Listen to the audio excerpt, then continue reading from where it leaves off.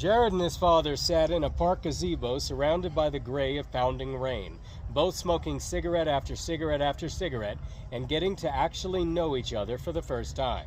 Harry had described the island where he lived now, and the others he'd taken a ferry to visit. He described all the other expats living there, from somewhere or other, lots of times just running to get away from themselves and find a new life somewhere else. He flicked his cigarette butt away, fished another out of the pack, and lit it. His voice was muffled from talking out of the corner of his mouth, cigarette bouncing up and down, hanging out of the other side. Problem is, no matter where you go, there you are. Jared asked him about the photo of him that the late Ian McGuire had found in the study, a photo Jared had never seen, and he'd grown up there, for Christ's sake. The photo in black and white of his dad in jungle fatigues with an AK-47 and 5 other guys, kids really, posing amid ferns and short banana trees. Ian had asked if this was a Halloween photo or something, because wasn't an AK the enemy's weapon? Like, correct me if I'm wrong, but shouldn't he have had an M16? Punk-ass kid shooting his mouth off, Harry said. The fuck does he know? That was no Halloween photo, kid. I was there, did 2 tours, and whenever we killed a VC, we'd swap guns with him because, much as we'd hate to admit it, the commie weapons were better. An M16's supposed to hold 21 rounds, but it'll jam if you put in more than 18. He warmed up a bit and leaned forward. Let me tell you a story about this time we'd just gotten some AKs when being assholes with them. It was in the Oshaw Valley, lots of casualties. Anyway, we were going from Anson to play coup. Anson's on the border of Cambodia, and Lieutenant Pryor was telling us there were thunderstorms up ahead and we'd have to go around. Compass and radio were both fucked. Harry Layton took one last drag off of his cigarette and flicked the butt into the rain, smacked his lips, and looked lost in thought for a moment. Then took another cigarette and lit it before continuing. We'd taken 6 shots, Russian gunfire from the ground, and we were flying low, skimming treetops with fuel leaking out the right side of the Huey, and we come upon a village with a shell station. We land and the loot goes in, talks to the people, it's a mom and pop store, and he comes out with chewing gum and makes us all take 3 pieces. We're chewing away, our faces hurting, like when you've laughed a whole lot, and then when we've just about dislocated our jaws, he had us plug up the bullet holes in the fuel tank. It's a wonder you hadn't blown up, Jared said. Don't be an idiot, Rabbit. You can't blow something up just by shooting at the gas tank. There's got to be a spark that hits it just right, and they got to have enough empty space in it for the fire to start, and enough of it has to be oxygen. So forget all that shit from the movies. Why do you call me that? Jared asked. What? Rabbit. You've called me that for years. Why? Oh, his dad said. It's because I saw you once out on the schoolyard when the bigger kids were pushing you around. I was waiting to see you man up and sock it to them like I told you to. Remember? Punch the biggest bully as hard as you can in the nose and then wear your ass whooping like a man. You'll get jumped by all the others, but everyone will see you got guts and leave you alone after that. Remember I said that? That courage is being scared to death and saddling up anyway. Yeah, I looked it up in Bartlett's. It's an old John Wayne quote. Fuck off, Atticus Finch said it too. What, just because a guy said it before it's any less true when I say it? No. So go to hell with your Bartlett's. I was there to pick up my boy from school and I watched him bitch up and run away like a little rabbit. Oh, you can imagine how proud I was to see that. Run, little rabbit, run, I said. Jared was quiet for a second and then said, You were telling a story? Right, yeah, so anyway, a chopper will run on regular gas. It'll just knock like a mother. So we tank up and go inside. My jaw hits the floor when I see American cigarettes and beer. We called it tiger piss, because on the front of it, it had a tiger coming through bamboo shoots. Well, that and it tasted like piss. Anyway, it was rice beer and whatever, we wanted it. So we robbed the place. I had an AK, so I was pretty confident. So, right, we robbed the place, I held him at gunpoint while the loot smoked cigarettes and drank beer, and the rest of our crew, pilot, co-pilot, and 2 gunners, loaded up the Huey with a case after case. Don't forget, we're a bunch of kids with guns, 18 and getting shot at all the time. Well, it got a little hairy then, because we had ground clipped the chopper while refueling, and there had been some kind of electrostatic charge, so we had to shut it down and restart, which was a little embarrassing. Mom and Pop had a chance to get out of the store and were talking to the people who'd come to watch us, and it started to look ugly, like a lynch mob. We managed to get the turbine spinning. Pow! Backfire. The crowd's not liking the sound of it, making all of us a little edgy. Exhaust needed to clear, so pow! Pow! Cough! The crowd's starting to move toward us, and we didn't want to shoot anyone. I mean, it's one thing to rob somebody, but it's totally different to massacre innocent people you're fighting to liberate. So anyway, we finally start to lift off, and then we're taking fire from somewhere all over again. I start spraying over people's heads to scare them off, but the shooting doesn't stop because, duh, they're not the ones shooting. 20/20 hindsight, you know, but whatever. We manage to get clear and then get above the trees that ring the village, and then we get the scare of our lives. We're running, though. We're running rough. A lot closer to Ho Chi Minh Trail than we thought, because we clear the trees and we're looking at a column of NVA Russian T-72 tanks and armored trucks. The freaking enemy army. Not just a goddamn platoon happened to be right there coming up the road within earshot while we're taking fire, so they're ready for anything. And when we see them and they see us, we have long enough to collectively gasp before swerving to dodge rockets.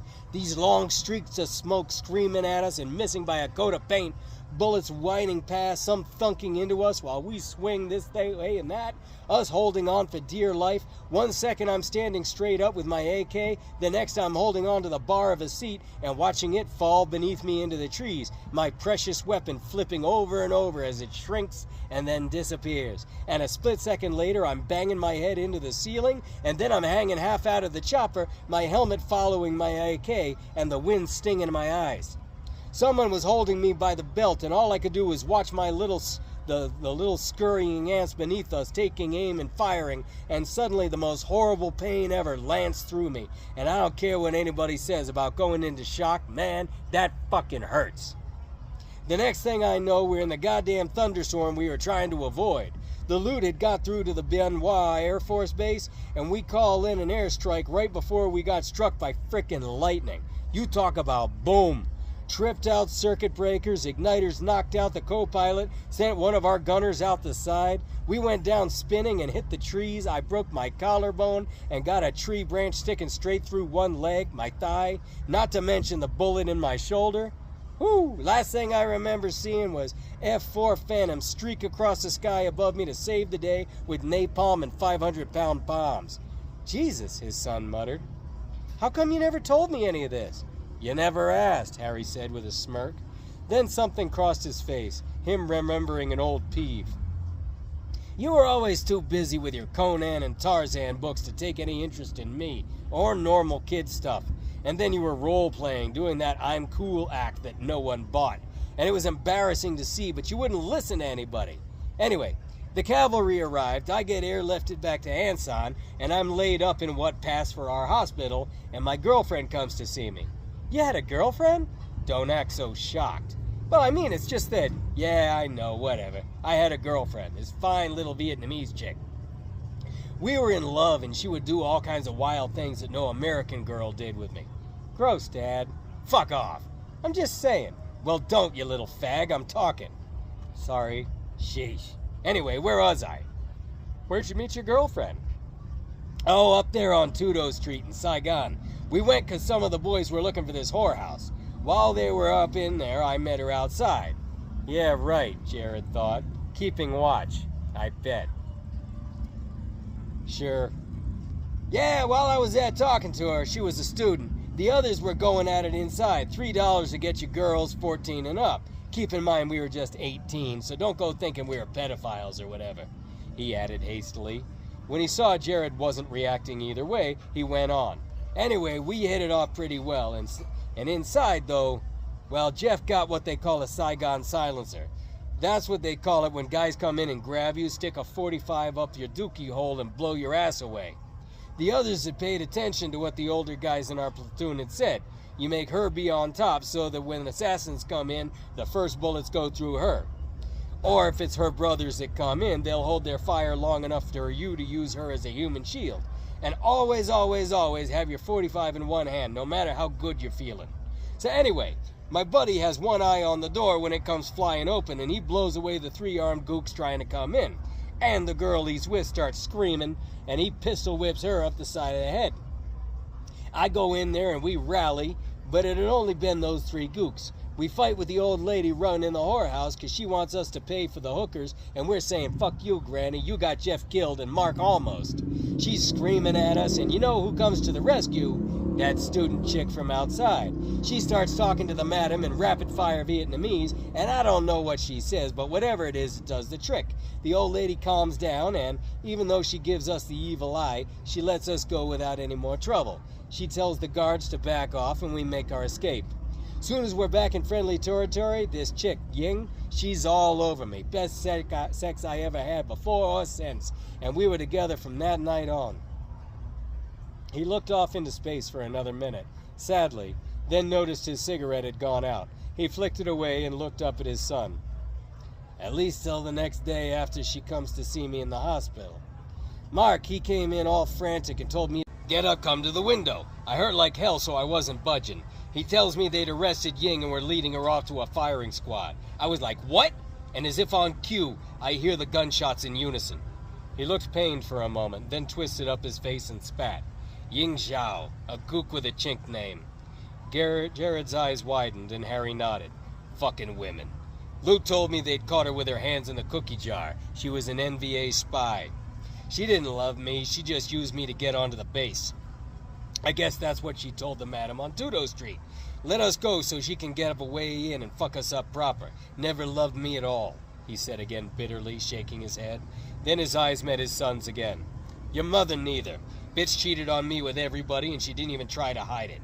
Rubbed my nose in at every chance she got. That's women for you, boy. You think they love you, but they'll stab you in the back. You got yourself in this mess over what? A girl? Some attention? Look where it got you. Look where it got me. Now, I know I didn't treat you all that well when you were growing up, but that's because I don't really believe you're my kid. Jared looked sharply up at him. Granted, his dad continued, that's not your fault, but it sure as shit ain't mine. Your mother was a bitch-hawk cunt and she broke my heart, and I took it out on you, and you made it easy by being such a pussy and never fighting back. How could I ever be proud of having a son like that? And you couldn't catch a fly ball or throw a pass or anything. At the school dances, you sat over there on the bleachers and didn't even ask the fat girls to dance. You're an embarrassment. There passed a moment of heavy silence while a father sat in smug self-righteousness and expected his son to just sit and wear that big fuck you. Jared then checked the cylinder of the revolver his dad had handed him earlier, saw that it was loaded, and snapped it shut with a flick of his wrist. It suddenly felt very heavy in his hand. He pointed it at his father's unblinking eyes and fired. His throat closing as his nervous heart leaped into it, Jared shut his eyes and felt the pistol jump, and the kick of it jarred his arm, leaving it limp, and he suddenly felt very tired. He opened his eyes and was stricken with fear. His father was smiling at him wickedly. Jared's legs became wobbly and weak and threatened to fold underneath him, but he set his jaw, squeezed the trigger 5 more times, watching sparks fly at his father's smug shit-eating grin, and then there were just 2 hollow clicks as the hammer fell twice on empty chambers. Realizing his dad had put blanks in the gun and handed it to him to test him, he threw it to buy himself a split second, leaping backwards to put distance between them and digging out the pepper spray he kept in his pocket. Harry Layton sidestepped easily and had pulled his backup piece and was now leveling it at his son's chest. This one's got the live round, Skittledick. Jared's face burned at the sound of his old bully's name for him. His free hand tightened into a claw that he would try to tear out his father's throat with before he died. Then I'll see you in Valhalla. He lunged, spraying blindly in front of him, and a horrific force punched the wind out of him, sending him sprawling backwards onto the grass, his face buffeted by the pounding rain. Harry watched his son gasp, his muscles knotting up in a writhing instant that was over suddenly. The boy lay still. Layton thought about squeezing off a few more rounds into him just to be on the safe side, but was brought sharply around by a distant siren that sounded nerve-wrackingly close. The rain on all sides of the gazebo no longer made it feel like a hideaway and like more of a trap. He blinked, trying to see through it. Time to get lost.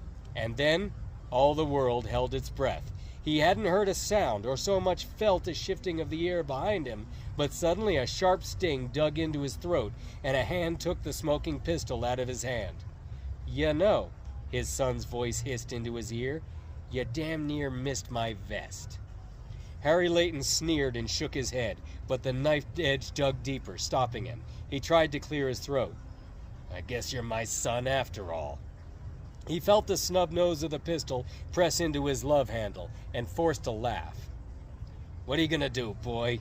You think you'll inherit my money and squander it the way you've been doing? You'll be out on the street in less than a month. What have you done with yourself so far? Nothing. Staggering around in a drunken stupor with all the friends money can buy. You won't amount to a hill of beans. You'll rot away in prison sucking dicks and scratching your scabs off." The gun and the knife both dug in harder. "Not in your lifetime."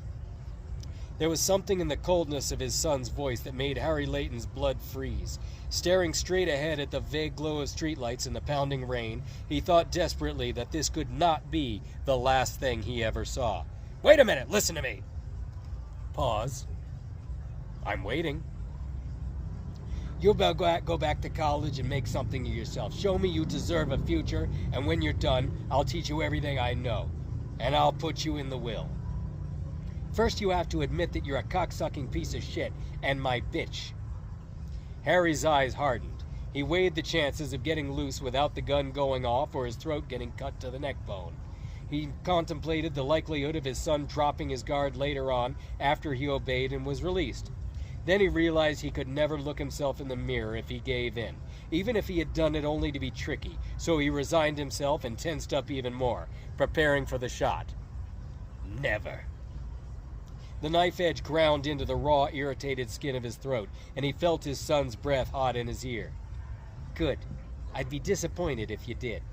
I'll come find you in a couple of years." The pressure in his side eased off a bit, and then it was gone. But for a whole day, Harry would feel it there the way amputees feel their missing limb.